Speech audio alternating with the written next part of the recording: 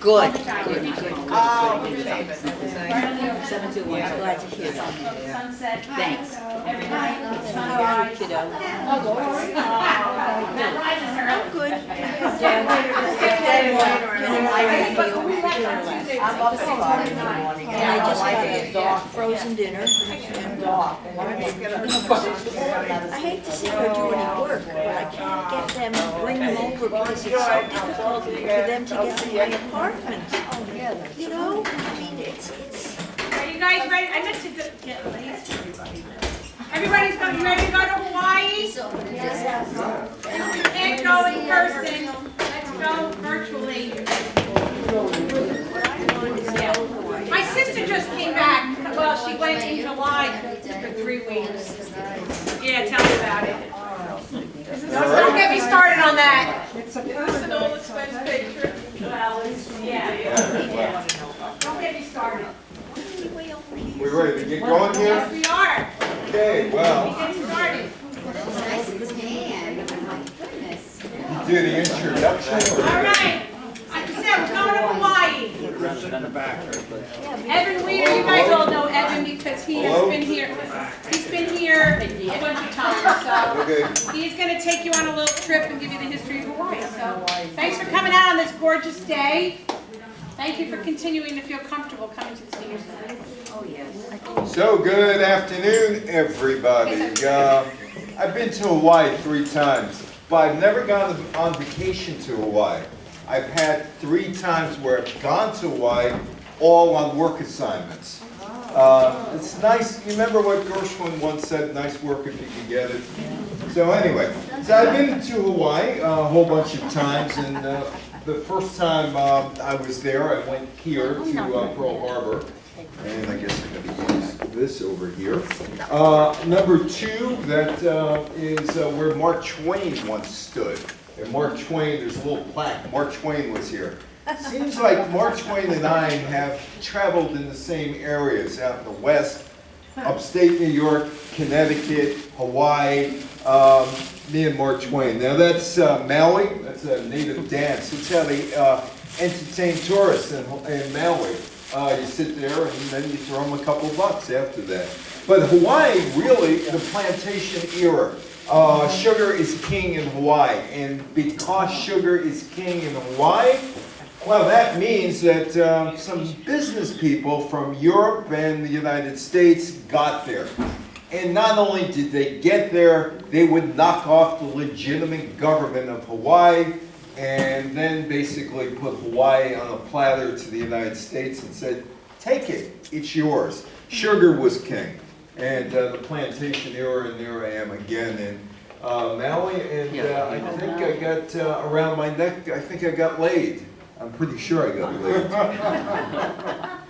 Hawaii is the 50th state. It came into the United States as a state in 1960. It received its statehood from Eisenhower and Congress on August 21st, 1959. It's the only state that's located in Oceania, and it's the only one entirely composed of islands. There are actually 8 islands. It's the northernmost group in Polynesia. It was Polynesians that settled Hawaii. And it's the only state not located in the Americas. And there are all these islands, 8 altogether: Oahu, Maui, Kenai, Lanai, and the Big Island of Hawaii, or the places you go to, and there are 3 other islands there. And if you ever go to Honolulu, you can't miss it. It's the Honolulu Tower, or rather the Aloha Tower.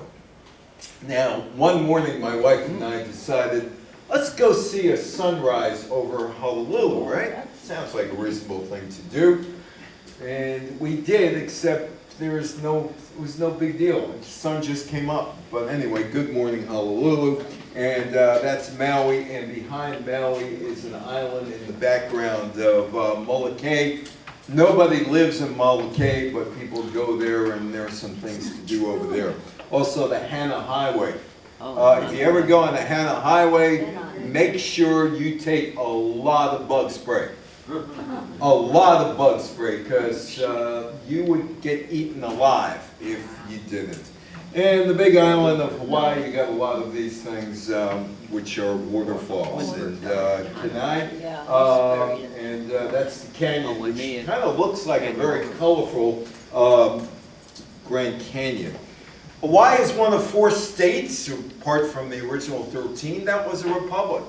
Vermont was a republic until 1791, the Republic of Texas, that until 1895. And the California Republic, which lasted about 27 days in 1846.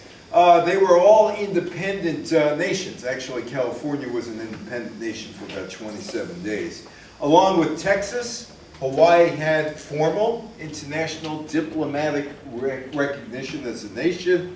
The Hawaiian Kingdom was overthrown by American businessmen.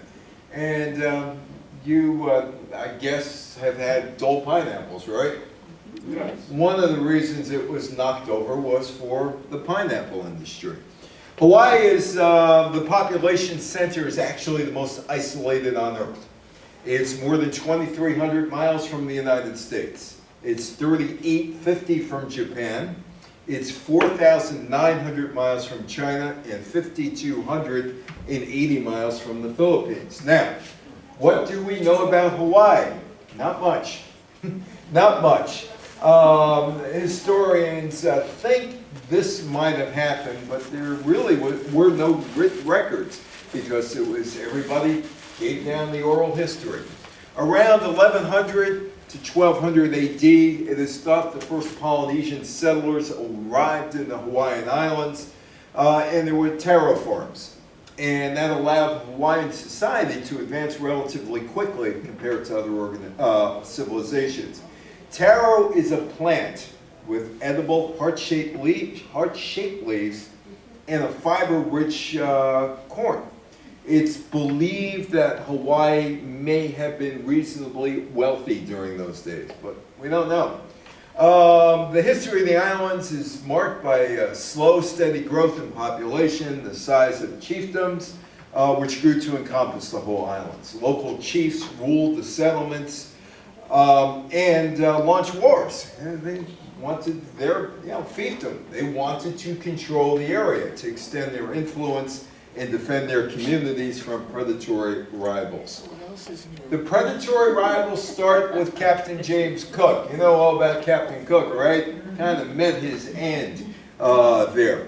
And he's really the first European to take a look at Hawaii. That's 1778. And it is the first documented contact by a European explorer. Nobody knows if anybody was there before Cook.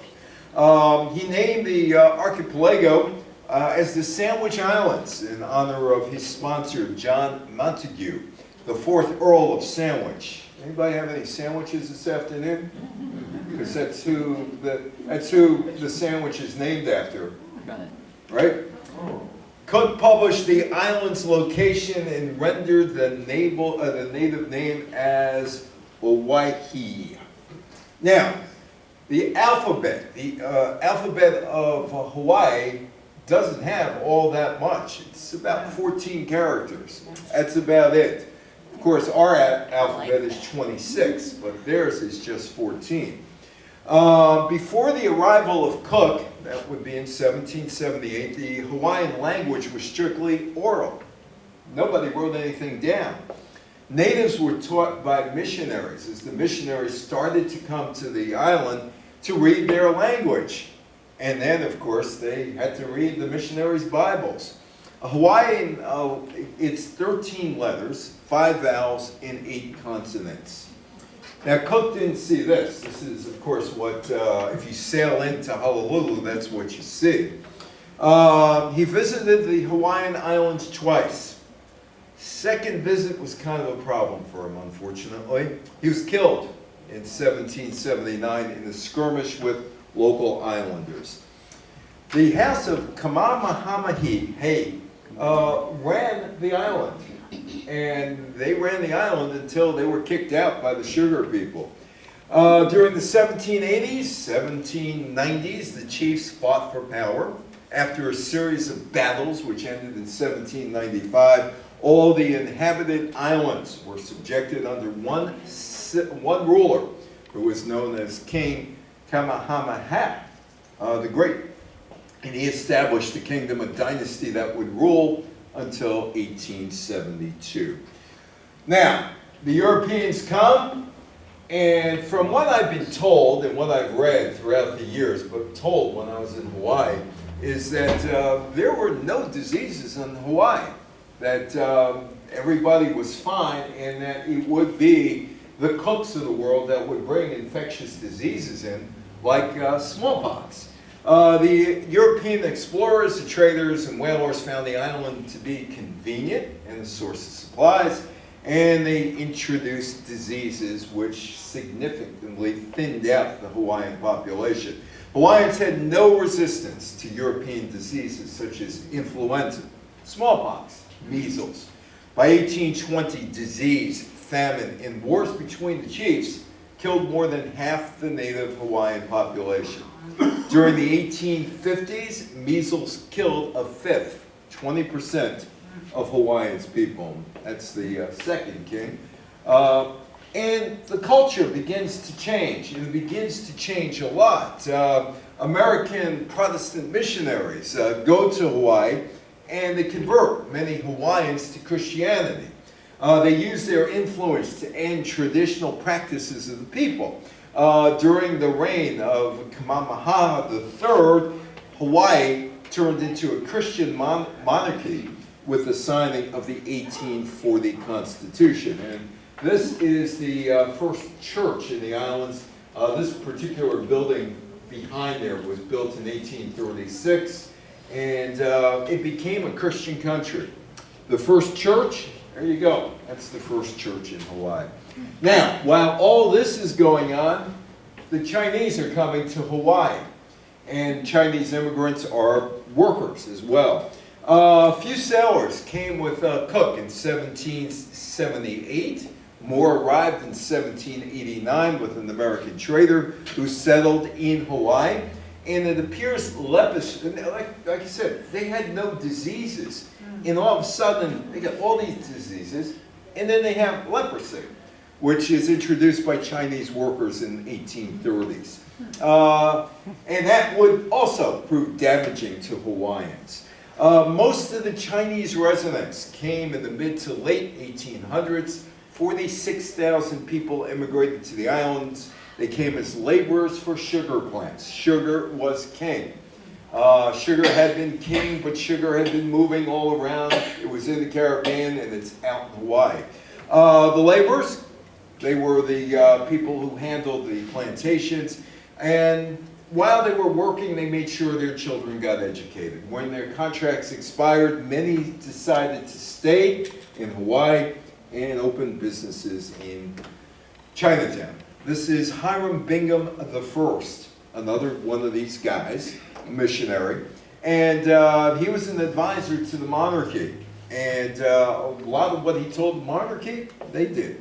Other missionaries and their descendants became active in commercial and political affairs, leading to conflicts between the monarchy and its rest of American subjects. Catholicism and Mormon missionaries were also active in the kingdom, and they converted a minority of native Hawaiian population, both to Catholic and to become Mormons.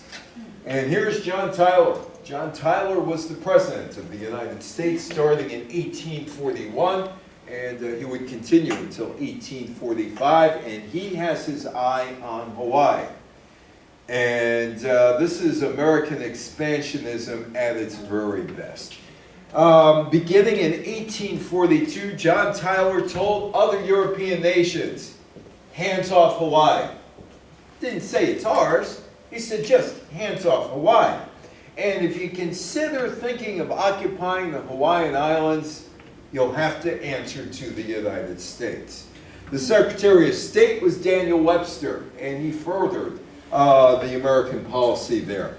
For most of the 1800s, leaders in Washington were worried that Hawaii would become part of some European nation's empire. Remember, you had the English out there, you had the Spanish out there. In fact, there would be a war with Spain in 1898. The English were still kind of upset about losing 13 colonies, and France was around. During the 1830s, Britain and France said, okay, Hawaii, you're going to have treaties with us, and we're going to get the economic privileges. In 1842, the Secretary of State, Daniel Webster, sent a letter to Hawaiian agents in Washington affirming U.S. interest in Hawaii and that they were going to back them up. Not only that, any annexation of Hawaii by some other country would be answered. Now, why Hawaii? Why Hawaii in the 1840s? Why Hawaii in 1941? Webster proposed that Great Britain and France shouldn't seek special interests in Hawaii or engage in further colonization of the islands. In 1849, the United States and Hawaii concluded a treaty of friendship that served as basis of official relationship between the parties. The Americans have their eye on Hawaii because they think it's a very strategic place to grow their empire. And they basically tell Napoleon III of France, you can't touch this, can't touch this. 1851, the French are threatening to occupy Hawaii. Webster wrote, I hope the French will not take possession of Hawaii, but if they do, they will be dislodged if my advice is taken, if the whole power of the government is required to do it. So the United States is about ready to go to war with France over these islands that are in the middle of nowhere. Nowhere. Well, why are they going to war? Sugar. Sugar is king. In Hawaii, sugar is dead now. At one point, that was the lifeline. Sugar before the Big Five, industrial sugar production, started slowly in Hawaii. First sugar mill was created on the island of Lanai in 1802. And it was an unidentified Chinese man who brought it back to China in 1803. The first sugarcane plantation started in Kaloa. And that was established in 1835 by Ladd and Company. 1836, the first 8,000 pounds of sugar and molasses were shipped to the United States. And you could see, hey, there's money in those islands. And we're going to make sure it goes to the United States, not any other country.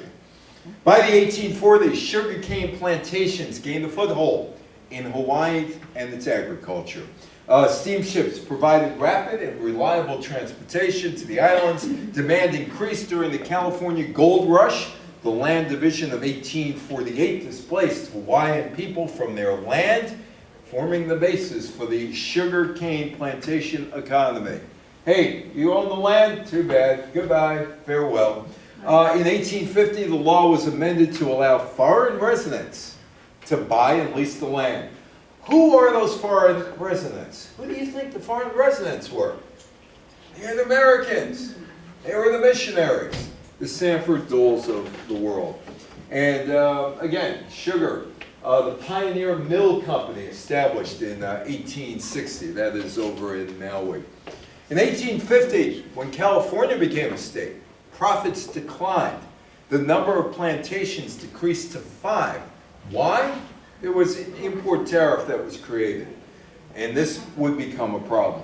Market demand increased even further during the onset of the American Civil War, and sugar didn't go from the south to the north, so the price of sugar rose by 525%. From 4 cents a pound to 25 cents a pound in 1664. The Reciprocity Treaty of 1875 allowed Hawaii to sell sugar to the United States without paying taxes, gradually increasing the plantation's profits. And at this point, the plantation owners are saying, why are we dealing with this, with the king here? Why are we doing this? We could just knock off the island and then offer ourselves to the United States. And that's what would happen. As the sugar industry matured, it became an oligopoly, okay? It became big business. The European and American residents who controlled it, they were gaining more and more influence over the king, and they pressured the king to sign a free trade treaty to allow the United States Navy to operate in the kingdom, and that would lead to the overthrow of the Hawaiian monarchy. It wasn't a tourist place yet. This guy is the last king of Hawaii. It's the beginning of the end under Kamehameha. And the death of the bachelor king, he didn't name an heir, led to an election of Lulilano the next year. But he died without naming an heir. In 1874, the election was contested within the legislature, and they came up with a queen for Kamehameha IV. But Kamehameha, okay. Yeah, Kamehameha. After the riots, there's rioting here in 1874. Rioting. Who set up the riots? Who set up the insurrection? Well, there was an insurrection, and all of a sudden the American troops land there, and the British troops to restore order.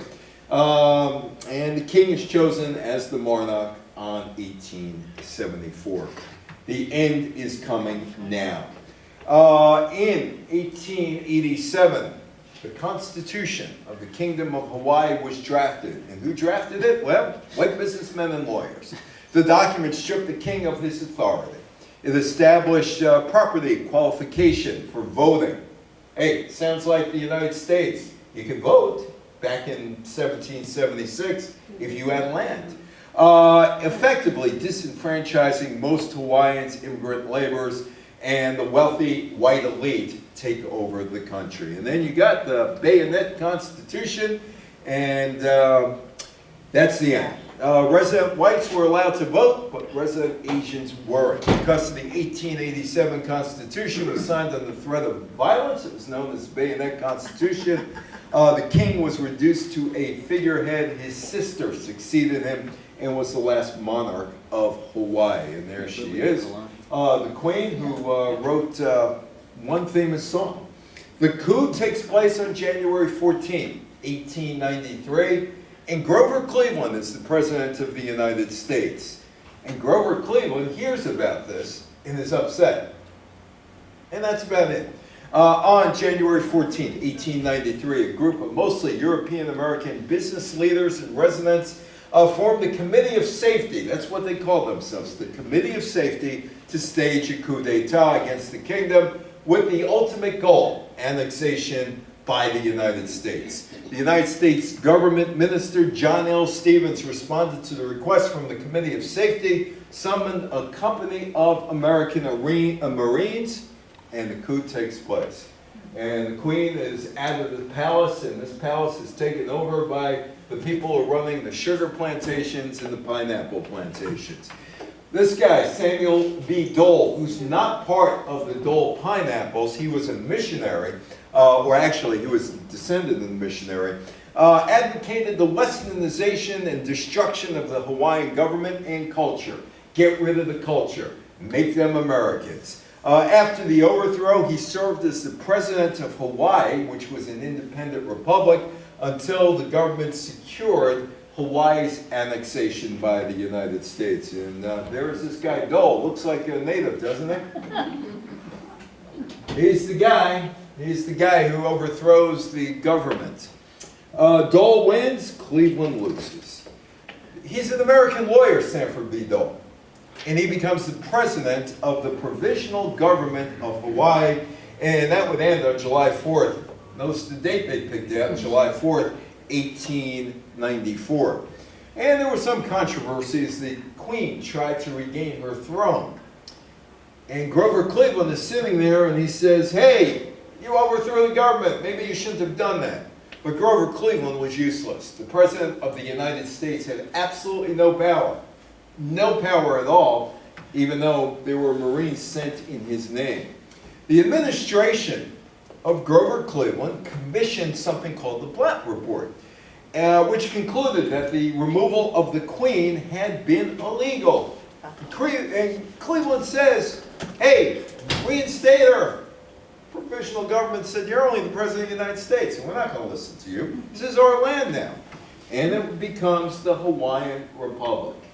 And the goal here, become part of the United States, because there won't be any tariffs, and hey, it'd make life easier for us tax-wise. There was a guy by the name of Loren A. Thurston, and he declines the presidency of the Republic, and Dole is chosen to lead the government instead.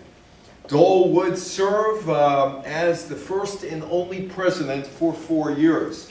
Dole, in turn, appointed Thurston to lead a lobbying effort in Washington, D.C., and secure Hawaii's annexation. And Dole was very successful as a diplomat. Almost every nation in the world at that point recognized the new Republic of Hawaii that recognized the Kingdom of Hawaii. That's the William McKinley statue where my son was looking to go to the University of Buffalo when we were up there. And William McKinley does the job. And he gets the annexation. He was open to annexation because U.S. expansionists thought it would be a good thing. And he meets with the 3 annexationers, Thurston, Francis March Hatch, and William Ansel Canning. After negotiations in June 1897, the Secretary of State, John Sherman, agreed to a treaty of annexation with the representatives of the Republic of Hawaii. Well, the war got in the way. Remember the Maine? Remember the Maine? Yeah. None of you remember the Maine. It was 1898. Spanish-American War. None of you remember. Spanish-American War. Remembered. So here we go. Hey, we need Hawaii. Why do we need Hawaii? Well, it'll protect us against the Spanish. We'll be able to put the military in Hawaii. And the annexation guys say, hey, you know what? Hawaii is going to be vital to the U.S. economy. All you have to do is put a strategic base here. We're like in the middle of Oahu, on the Big Island near Hawaii. You can put a naval base right there. And they're thinking about it, saying, you know what? That wouldn't be bad having this naval base just outside of Honolulu, and we got this channel that's really good that you get all the ships in, and it's well protected, and nobody's going to bother any of the ships in there. So they said, hey, strategic base, protect U.S. interests in Asia, and make sure that no other nation takes over Hawaii, because we want you to take us over. Hawaii's new government, there they are, they're sitting there. Dole is there, right in the middle. The annexation. The Newlands Resolution was used to annex the Republic to the U.S. It became the territory of Hawaii. The Newlands Resolution passed the House June 15th, 1898, 209 to 91, and the Senate on July 6th, 1898, the vote 42-21. At William McKinley, President McKinley's request, a joint resolution of Congress made the United States, or made Hawaii United States territory August 12, 1898. The sugar lobby got exactly what it wanted. It illegally knocked off the Queen and the royal family, and they got a deal with the Americans. It was a sweet deal for them, so they thought. Sugar is king, and the Americans are going to help them out. The royal family is remembered in the Big Island of Hawaii. The Big Five sugar companies, Big Five, they're out there. For decades, the Hawaiian economy was dominated by a handful of companies, 5 of them, that could control the sugar industry. They were commonly known as the Big Five. 4 of them had gotten their start in the heyday of whaling fleets. The Big Five included Castle and Cook, Alexander and Baldwin, C. Brewer and Company, H. Hatfield and Company, later named American Factors, now known as AmFac, and the Theo H. Davies Company. Together, they controlled everything in Hawaii. Sort of like Cuba. You know, Cuba was basically basically was a part of the United States. All the American companies, even back in 1898, were controlling the Cuban economy. So these guys were involved in banking, warehousing, shipping, and importing. But this was what they were all about. And these are guys in the early 1900s working the sugar fields. Puerto Rican immigration to Hawaii started in 1899. Puerto Rico at this point becomes an American territory after the Spanish-American War. And the Puerto Rican sugar industry is decimated. 2 hurricanes, and there was a worldwide shortage of sugar. So they needed the workers in Hawaii, and the sugar plantation owners began to recruit experienced unemployed laborers from Puerto Rico because they're going to make a windfall of money. In 1900, Hawaii was granted self-government and retained the Iolana Palace as the territorial capital building.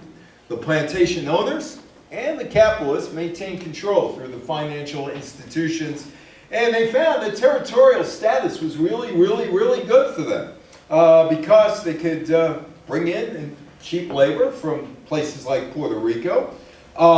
Immigration and labor practices of that type were prohibited in many states, so better off being a territory. Get those Puerto Rican workers in to work the sugar mines. And tariffs. The annexation of Hawaii to the United States made selling agricultural products to the mainland much more profitable, since they would never be subject to import tariffs. They got what they wanted. Meanwhile, the workers are still there. They're on the rails and all that other stuff. The workers. Under the Hawaiian Kingdom and the Republic of Hawaii, Asian laborers were brought to Hawaii as indentured servants, semi-slavery, to serve the profit needs of the Hawaiian and Haole landowners.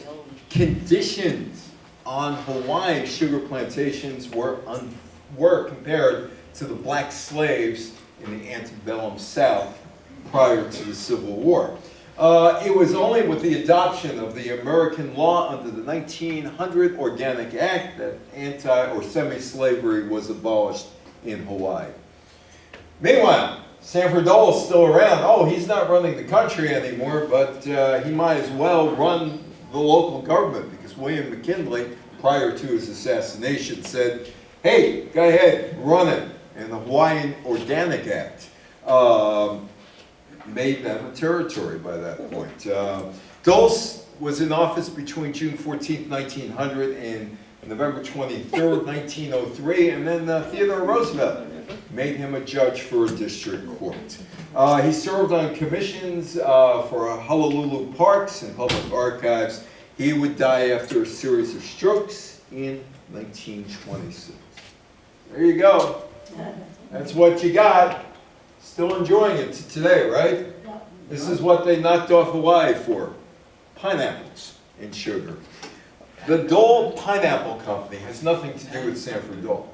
Starts in 1851. Castle and Cook missionaries, Samuel Northrop Castle and Amos Starr Cook found the company. They become one of the largest companies in Hawaii. They invested in shipping, railroad construction, sugar production, and seafood food packing. The other half of Dole's corporate heritage, the Hawaiian Pineapple Company, was founded in 1901 by James Dole, who opened up his first pineapple plantation in the central plateau of the Hawaiian island of Oahu, just right in the middle of the island. The Americans are now practicing colonialism, which the French were doing, the British were doing, the Spanish doing, Portuguese, all in Africa, of course, and the Brits all over the place. The territory, Honolulu, would become the capital of Oahu. Now, any person who is a citizen of the Republic of Hawaii on or before August 12, 1898, would also become a citizen of the United States, and any citizen who was part of the United States who resided on the island after August 12, 1898, would have to live there to become a citizen of the territory of Hawaii. But Washington was in control. There's no question Washington is in control. The offices of President, Foreign Affairs, Minister of Interior, Minister of Finance, Minister of Public Instruction, Auditor General, Deputy Auditor General, Surveyor General, Marshal, Deputy Marshal of the Republic of Hawaii were abolished. Washington is running the show, and with it comes the fact that, hey, there's going to be a great military base here, and this is what we need it for as well. Now, the people who were residents of Hawaii were not fully American citizens. They could not vote for President of the United States. They did not have any congresspeople, nor did they have senators. But they had some of the protections provided by the Constitution of the United States. Back in those days, no Social Security, no Medicare, but that was what happened in all the other states, and at that point, there were only 46 other states. Maui's part of it, the Maui Tropical Plantation. Now, workers decided that, you know what, we're not going to be treated like dirt anymore. They figured out that they could strike and they could have some rights. In the 1920 waged the first multicultural strike on the island, and global politics would play a large role in what was going on in the downfall of Hawaiian sugar.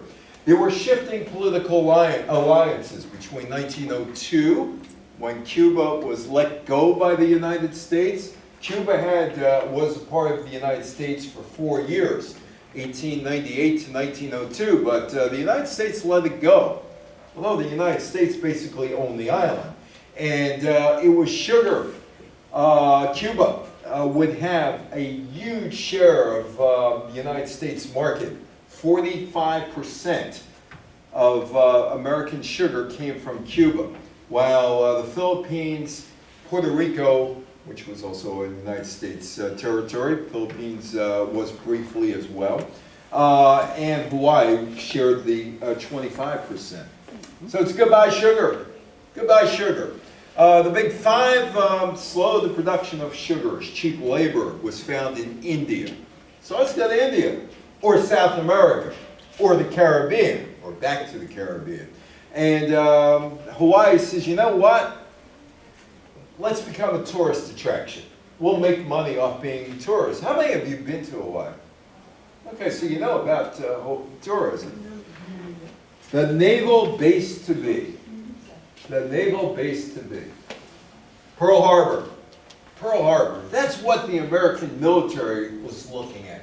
We want this little area because we can protect our interest in Asia from there. The naval base.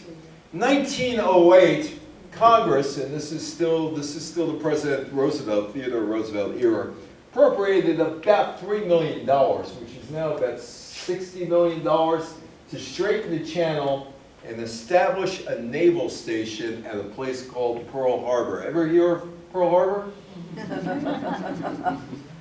The U.S. viewed Hawaii as an important strategic military outpost. And they would find out 33 years later just how important Pearl Harbor was. And there is one of the memorials at Pearl Harbor. December 7th, 1941, the Japanese decided to bomb Pearl Harbor. It's 7:48 in the morning in Honolulu. The base was attacked by 353 Imperial Japanese fighter planes and torpedo ships in 2 waves, launched from 6 aircraft carriers. All 8 U.S. Navy battleships were damaged, with 4 sunk. All but the USS Arizona were later raised. 6 returned to service and went on to fight in the war. Franklin Roosevelt has to do something. And there's me and Franklin and Eleanor on a nice September day in 2017 in Hyde Park, and I wanted to talk to Franklin about some stuff, and I got my information. Now, I told you about how Hawaii was not necessarily all that great for Native Hawaiians and Asians. During World War II, the territorial government declared martial law. All authority was turned over to the military. which proceeded to remove persons from military-sensitive areas, which included what was left of Pearl Harbor, set curfews, regulate night driving, censor newspapers and radio broadcasts, and there was price controls on everything, from groceries to prostitutes. How do you put a price control on a prostitute? Do you do it by age? You know, hey, that one's experienced. Well, charge her more. Martial law was suspended nearly 3 years later in October 1944. Civil courts were closed and the writ of habeas corpus was suspended. December 7th, 1941, a date that will live in infamy. Early in the afternoon on December 7th, Franklin Roosevelt and his chief foreign policy aide, Harry Hopkins, were interrupted by a phone call from the Secretary of War, Henry Stimson, and told that the Japanese had attacked Pearl Harbor. At about 5 p.m., which you got to remember at that point it's about noon in Hawaii, following meetings with his military advisors, the president calmly and decisively dictated to his secretary, Grace Tully, a request to Congress for the declaration of war. And that would come on December 8th, 1941. Yesterday, December 7th, 1941, the date which will live in infamy, the United States was suddenly and deliberately attacked by naval and air forces of the Empire of Japan. Congress goes to war. Because Franklin Roosevelt never did see the war end. He dies on April 12th, 1945. The war would end about a month later in Europe, and the bombing of Japan happened in August of 1945.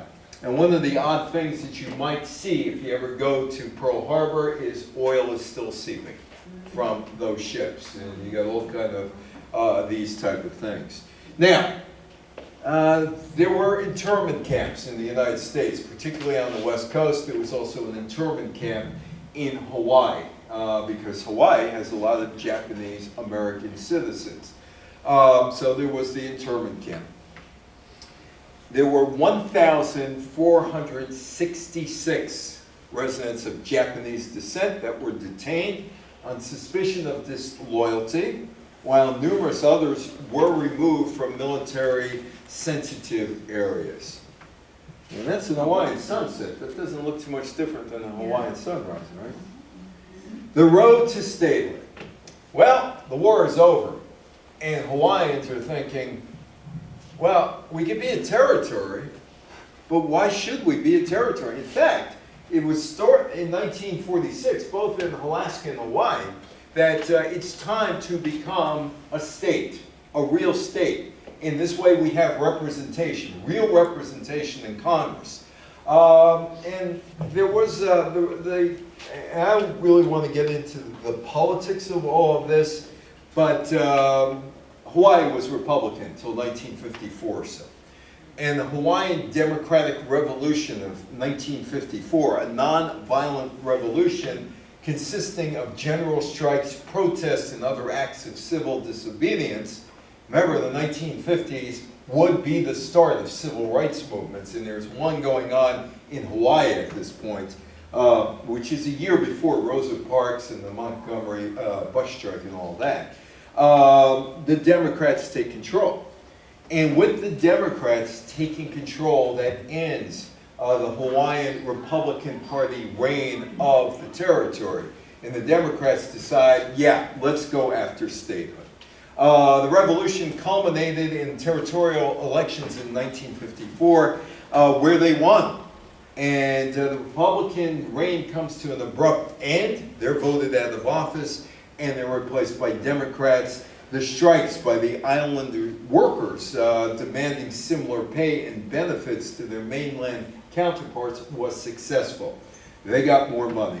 The road to statehood is filled with all kind of bumps in the road. Eisenhower was thinking, let's take Alaska and let's take Hawaii.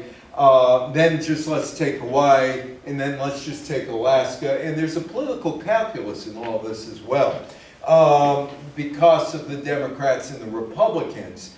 Initially, it was thought that Alaska would be Democrat, which it wasn't, and Hawaii would be Republican, which it wasn't. And that it would, basically, they would cancel each other out, and they had similar populations, so it wouldn't be that much an abrupt change of power in Washington. So, yeah, let's do this. And Hawaii and Alaska decided they were going to lobby together, and then they decided, let's take different roads to statehoods. Eventually, Alaska becomes a state in 1959, and here's the vote by 1959 in Hawaii. Should we become a state? Shouldn't we become a state? Well, yeah, we'll become a state. Now, tourism becomes king. Why does it become king? Because now you have a Boeing 707, and you could fly in record time to Hawaii starting in 1958, and they're beginning to shift totally to tourism. The Admissions Act, formally an act to provide for the administration of the state of Hawaii into the Union, a statute enacted by the United States Congress and signed into law by Dwight D. Eisenhower, President, dissolves the territory of Hawaii and establishes the state of Hawaii as the 50th state to be admitted into the Union. Statehood becomes effective in August 21st, 1959, and officially in 1960. Some native Hawaiians, though, didn't really want to become part of the United States. After all, they had their own country. After all, before Cook, nobody bothered them. Nobody knew that they were there. And all of a sudden, between 1778 and 1959, think of that, that's only 181 years. That is not a very long time. They went from being unknown to, hey, sugar and pineapples and raping the land and taking the government away and making us second-class citizens. We want our own place. So they say the U.S. territory is totally illegal, and now statehood is even more illegal. Hawaii during the American days, again, I said Hawaiians, it wasn't all that great. Hawaiians were subjected to cultural and societal repression during the territorial period, and even through the first decade of statehood. Let's get rid of the language. Let's get rid of the culture. Until about 1970. In the 1960s, there was a renaissance that renewed interest in the Hawaiian language, the culture, and the identity. It was an apology by Bill Clinton in 1993. We're sorry we knocked you off. Nothing we can do about it now. You're part of us, but we're sorry that we knocked you off. There was the apology from the United States Congress. They passed a joint apology resolution. We're sorry we overthrew you. One of those things. Hope you forgive us. Signed into law by Bill Clinton. The resolution officially apologized for the overthrow of the Hawaiian Kingdom and acknowledged that the United States had annexed Hawaii unlawfully. What are you going to do now? Good grief. What are you going to do now? It's part of it. Oh, by the way, let's get back to Dole. Let's get back to Dole here. The Dole Derby. You know, flying planes around, the Dole Derby, air travel. There was that frenzy. Remember Lucky? Now, you know, none of you remember Lucky Lindy. After all, that was 94 years ago. But after Lindbergh goes across the Atlantic with a solo flight, gets his ticker tape parade down Broadway, they decide we're going to do something similar to that, but it's a dark event.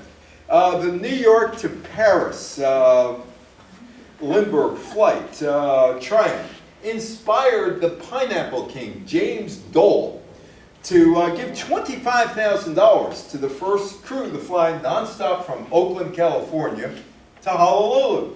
A dozen people died in the Dole Derby, which the Philadelphia Inquirer newspaper called an orgy of reckless sacrifice. The jet age comes about. Pan Am pays $269 million for 45 giant airliners. And some of those giant airliners, they're going to Hawaii. Of course, Pan Am isn't in business anymore. Pan Am opened jet travel to mainland island, or from the mainland to Hawaii, September 1959. the Boeing 707. The aircraft slashed travel times almost in half and carried more passengers at lower cost than ever. So you get to go to Honolulu, a modern American city. Hello, tourism. And there are some of the hotels near Waikiki Beach, although Waikiki Beach isn't the nice beach there. The beach to the east of Waikiki Beach, where nobody goes, is the nice beach. So I have friends that live there. They have a sailboat right there. And they say, why are you going there? Go to this beach. Nobody's there. Nobody even knows. It's where the locals swim. They don't go to Waikiki. And I found out he was right. Wes Cummings and Fran Cummings, my buddies there, they were right. Go there. Like I said, Mark Twain was all over the place. Mark Twain, there's a plaque right there. That plaque right there, Mark Twain was here. And painters have used that backdrop right there to do paintings. That's about 8 miles north of downtown Honolulu. It's a really, really nice spot, as you can see. Oahu, the gathering place, third largest of the Hawaiian Islands, home to about 2/3 of the population, and the state capital is Honolulu on the southeast coast. And of course, Pearl Harbor is there, and again, the leakage of stuff from Pearl Harbor, as you can see there, and there. And that's the view from Diamond Head. That you look right down at Waikiki. I climbed Diamond Head. You get a certificate when you climb Diamond Head. You know that? Anybody ever get that certificate climbing Diamond Head? Oh yeah, if you climb up and go down, at the bottom they give you a certificate saying you climbed Diamond Head. And there's Waikiki, but Waikiki isn't the beach to go to. The Big Island, that's Akaka Falls. On the Big Island, there are plenty of waterfalls there. This is a volcano. This volcano is going right now on the Big Island.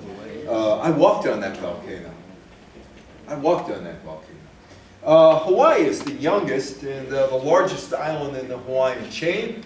Kauai is the most active volcano in the world. And there is a volcano national park there. And there is the volcano.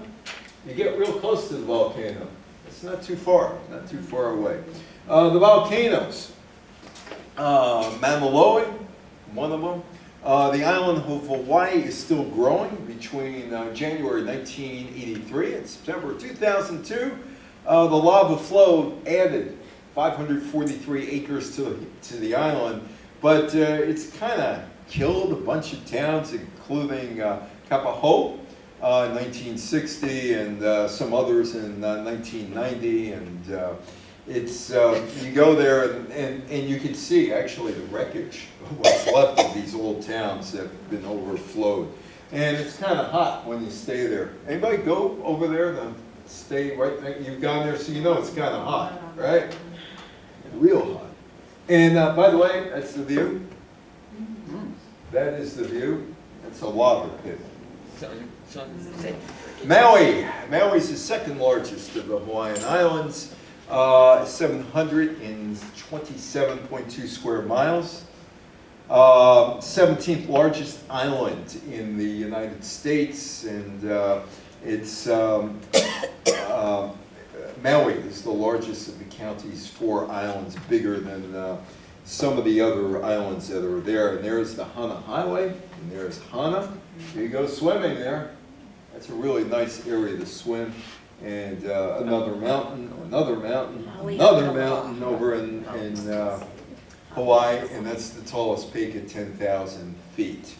The surrounding walls are steep, the interior mostly barren with volcanic cones, and that's Kenai. Kenai has the canyon. It's a great looking. Check out the canyon here. Check out the canyon. Check out the colors of the canyon. It's much better to look at when you're there than the camera could ever pick up.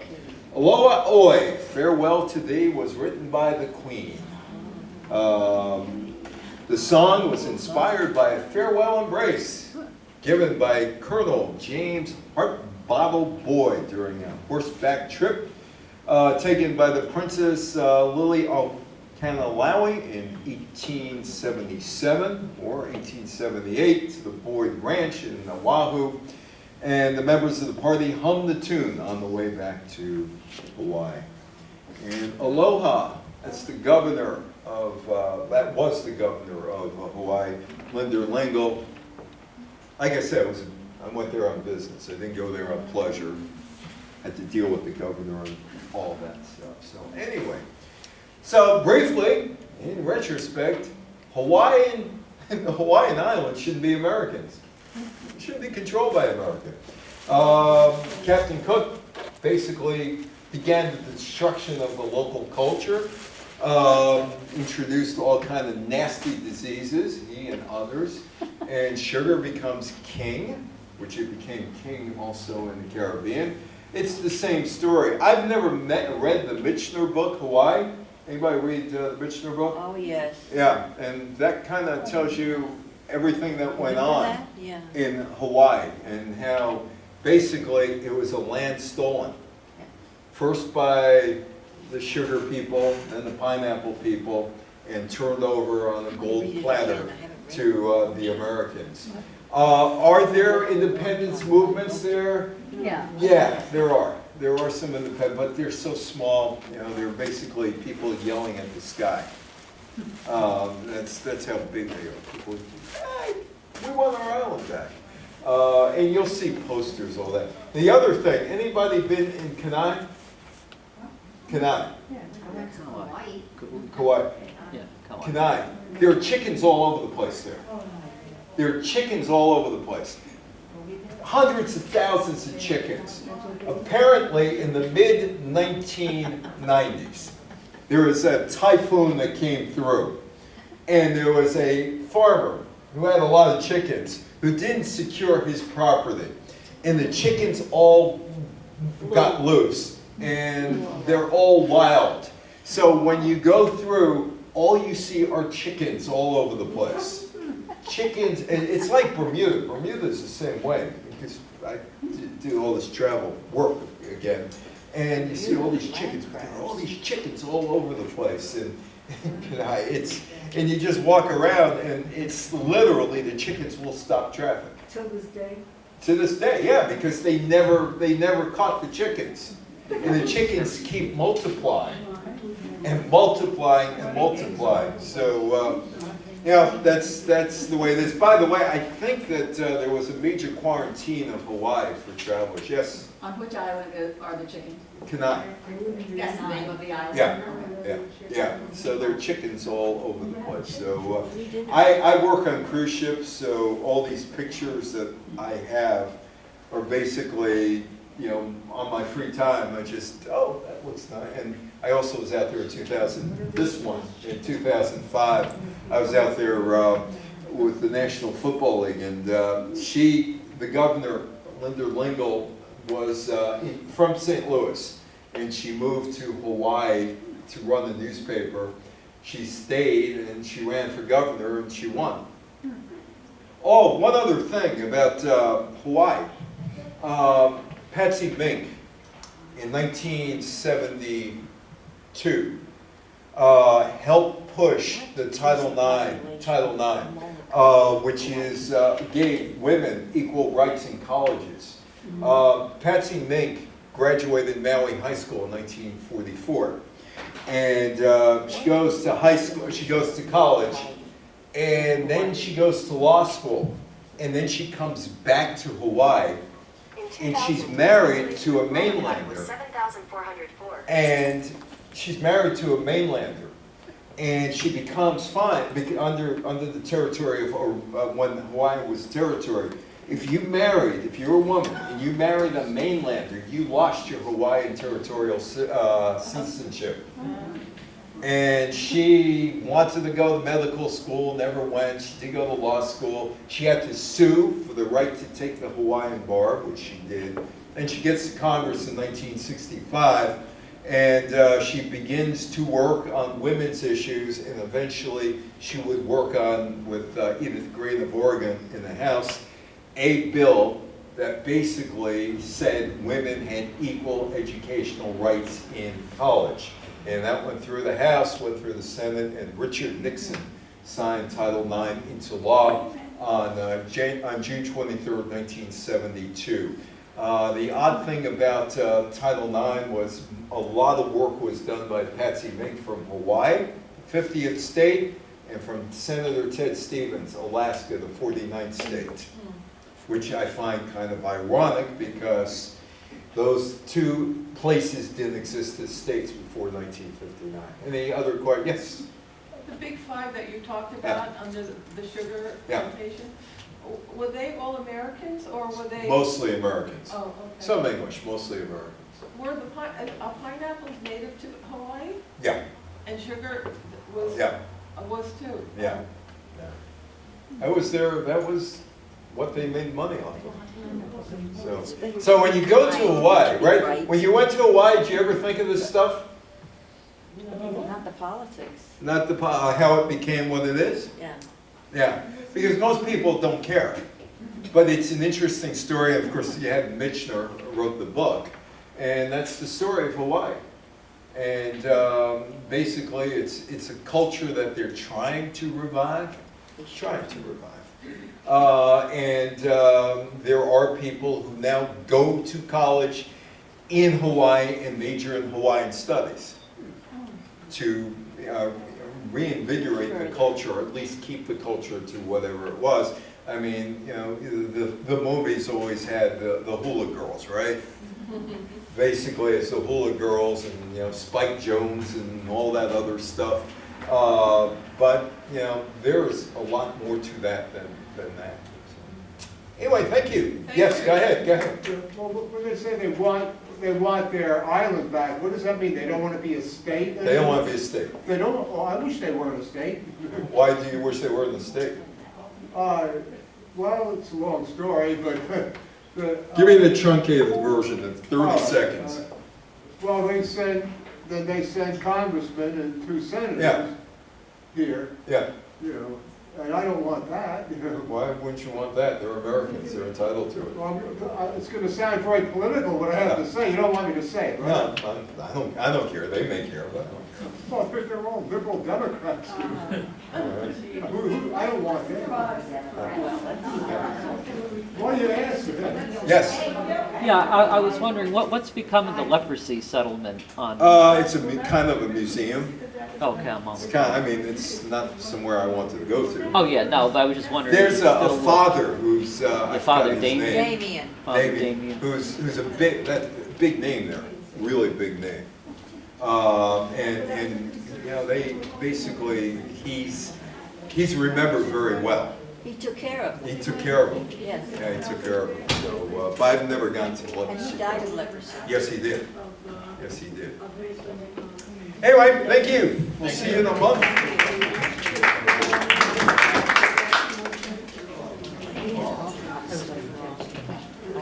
And he didn't want to pronounce it.